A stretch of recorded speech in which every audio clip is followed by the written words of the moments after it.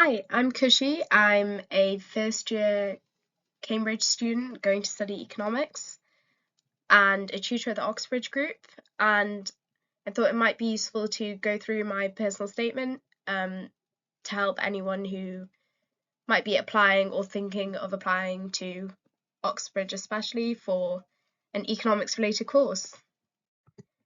So, a little bit about me. I actually took a gap year and reapplied to Cambridge, so I have a lot of experience with the application process. I wrote my personal statement twice. When did I start writing it? It was summer of year 12, I think, and I would say try and write it as far in advance as possible because year 13 gets quite busy, and it's useful to have a draft done quickly so then you can take it to different people and try and get their opinions and perspectives, so like particularly like economics teachers, and you can tweak it and improve it, and it's not too rushed. How many drafts did it take? Quite a few, because yeah, I took it to as many people as possible, and I made a lot of like small changes, so it took a while.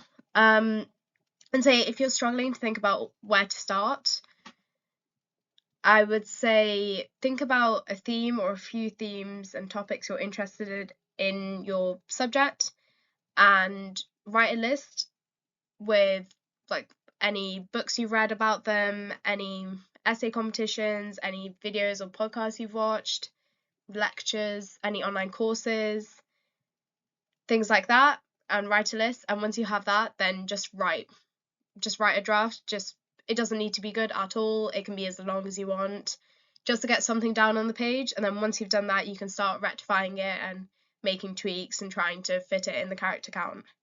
But I think a good start is just write everything down and then go from there. So going through my personal statement. So I would say my first line, I think it's a good idea to start with something personal like that, because they want to see where your interest has come from. So I basically said that visiting family, I saw inequality, which then made me interested in inequality. So that's why I read this book, and then I was interested in a particular thing within that, which was government job guarantees, which is why I then did some research into them and wrote an essay about it. So I think it's a lot better to make it personal and say where the interests come from, rather than just like stating I wrote an essay about government job guarantees. And I mentioned Stephanie Kelton's The Deficit Myth. And I would say when you mention a book, make sure that you don't just like simply list books, but you make it personal in some way. So either you could say your opinion on it, say whether you agree or disagree with something in the book, or say you were interested in some particular part of the book. And I'd say if you agree or disagree with something, make sure you provide evidence to back up your point and state why you actually think this. Because they don't just want to see that you disagree with something, they want to know why. And especially if they asked you in an interview and you didn't have a reason, that wouldn't look very good. So make sure that you come up with evidence for why you think a certain thing. Or so here I didn't actually say an opinion on it, but I mentioned how I found a particular thing in that book interesting, which is why I then did more research on that and wrote an essay. So the essay competition, I would say that's a really good way of showing that you have an interest in a particular topic and showing that you've done more like research and looked more into it. You don't have to be shortlisted or anything. It's a really good thing to write about. It's similar to an EPQ. So if you've done an EPQ about that's like related to the degree you're applying for, I would say definitely include that, because it's a really good way of showing you have an interest in something, and it's a really good thing to talk about. But essay competitions are also good. So when I said I found the funds dried up thrice in 2017, that's an example of showing evidence as to, so I then said, so suggesting that guarantee schemes are unfeasible. So instead of like simply stating that I think that job guarantee schemes are unfeasible, I've shown what made me think that. And then attending work experience, I would say that's work experience is definitely not necessary, especially for economics. They're not looking for anything career related. They just want to see that you're interested in the subject.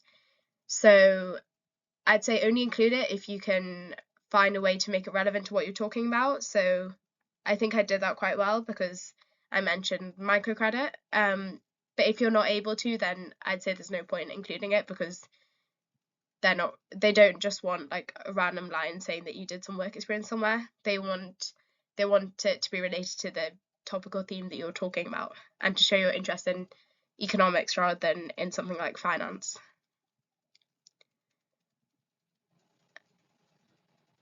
Yeah, going on to my next paragraph. So researching the causes of inequality. So as you can see, I started with inequality and I kind of kept that as the theme throughout. So um, it's not, I don't think it's too repetitive, but I did kind of keep a general theme, and I think it's good to either do that or just like stick to a few themes or topics. So like generally my personal statement is based on development economics, and I think that just shows where your particular interest is rather than you just like jumping around and naming like loads of like different parts and themes of your subject. And it's also a way to just make it run smoothly and it just like links in.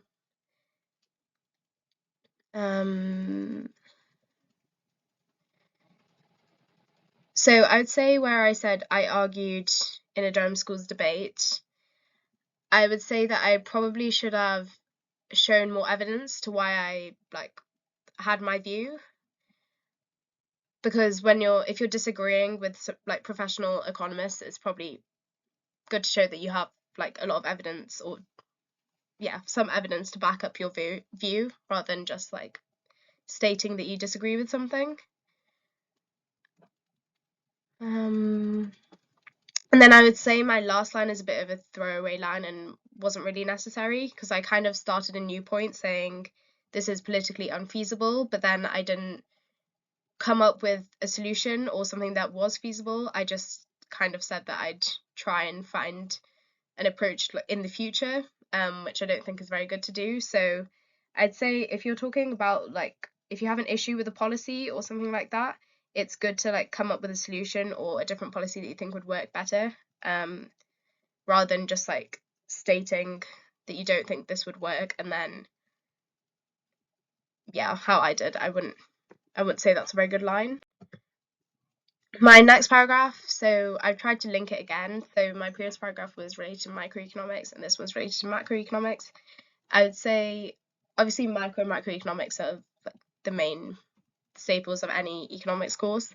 But I would say it can be useful to like research into your course and just see that the topics and themes you're talking about are related to what you're going to be taught. For Cambridge, maybe not so important because there is an SAQ, so I think you can talk more about like the specific modules in that rather than this because it isn't solely for one university.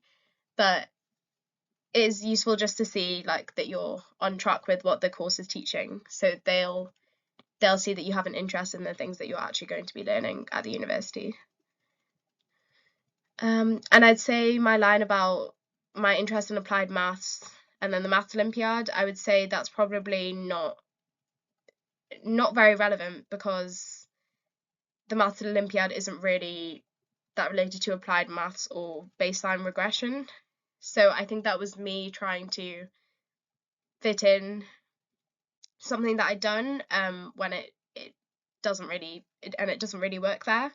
But I'd say it is good to try and relate things that you've done and you want to talk about to what your like the theme and topic you're talking about, because they don't just want like a list of random achievements. So previously I talked about the debate competition, and what I'd argue there was like relevant to what I was talking about in that paragraph. So I think if you have something like that, then it's good to include it, but don't just like force it in like I've kind of done with the Olympiad. And then Ha-Joon Chang, I think it's good to have an array of different economists who you mention, or whose like books you've read, or like lectures you've listened to. But I'd say just make sure it's not too kind of like mainstream, because I didn't know this, but Ha-Joon Chang lectures at Cambridge, so he'd probably be like quite popular economist that people mention in their personal statements, which is fine, but it's the same thing with books. So books like Free Economics, I would say stay away from books that are just like too popular, and they don't have too much like actual like economics knowledge, and because the people reading your personal statements are probably sick of hearing or like about this book, and it's probably hard to come up with a unique perspective when so many other people have talked about it already.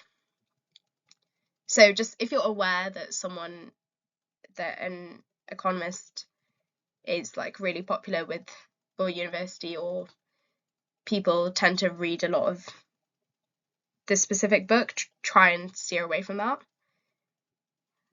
But it's not too important.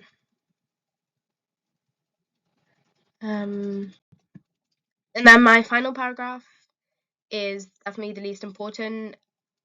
A lot of like Oxbridge and other London unis, they probably barely even read this. I just wanted to kind of state the things that I'd done outside of economics. But if you don't need this paragraph, but if you do, I'd say make it as short as possible, so not any longer than my paragraph. But I'd say if you took a gap year, then definitely mention that, because they want to see what you've done or how it could be useful to you when you do your degree.